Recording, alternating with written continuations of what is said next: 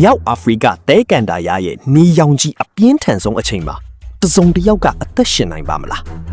အခုကမွန်းတဲ့ချိန်ကိုနီးကပ်လာပါပြီ French Toad ပုတ်တင်ညိုတကောင်ကတော့ဗိုက်စာနေတဲ့အတွက်တားကောင်ကိုတနီယာကနေချောင်းမြောင်းနေပါတယ်တောက်ပတဲ့သူ့ရဲ့အကြီးကွန်တွေကနေရောင်ကြီးအချို့ကိုပြန်ဟပ်ပေးနိုင်ပါတယ်ဒါတောင်မှအပူချိန်ကတကယ်ကိုတီးမခံနိုင်လောက်အောင်ပါပဲ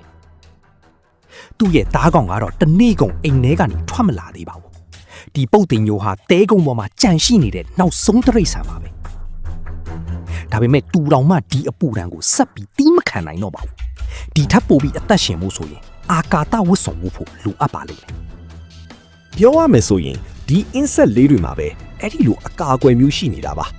ငွေရောင်ပရွက်စိတ်တွေရဲ့တန်ချက်ကာလိုအရေးပြားကအလင်းကိုပြန်ဟပ်စေပါတယ်သူတို့ဟာအခြားဘဲကုန်းနေတတ္တဝါကိုမဆိုတေးစီနိုင်တဲ့အပူချိန်ကိုအန်တုနိုင်ကြပါတယ်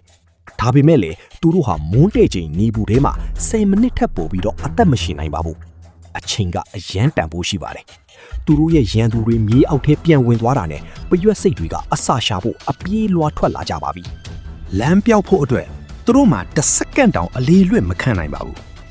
ဒါကြောင့်နေရောင်ကိုကြည့်ပြီးလမ်းကြောင်းမှန်သိအောင်လှည့်ပတ်ကြည့်ကြပါလေသူတို့ဘယ်နားရောက်နေလဲသူတို့ရဲ့အတိုက်ကဘယ်မှာလဲဆိုတာအတိအကျသိဖို့ခြေလမ်းတိုင်းနဲ့လမ်းကြောင်းပြောင်းလဲမှုတိုင်းကိုမှတ်သားထားကြပါလေ4မိနစ်ပဲကျန်တော့တဲ့အချိန်မှာသူတို့ဟာအပူရှက်ပြီးတေးဆုံးနေတဲ့ရင်ကောင်းတစ်ကောင်ကိုတွေ့လိုက်ပါတယ်ဒါဟာသူတို့အတွက်အစာပါပဲဒါပေမဲ့အဲ့ဒါကိုအိမ်အရောက်တည်ဖို့ကတော့တကယ့်ကိုအားထုတ်ကြိုးပမ်းရမှာပါ3မိနစ်ပဲကျန်ပါတော့တယ်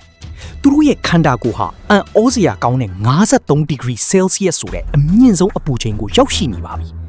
ဒါပေမဲ့အသေးအပြောက်တွေလည်းရှိနေပါပြီ10မိနစ်ပဲကျန်ပါတော့တယ်သူတို့အချိန်မီရောက်မှာမဟုတ်တော့ပါဘူးတစ်ခုခုပြောင်းလဲဖို့တော့လိုအပ်နေပါပြီ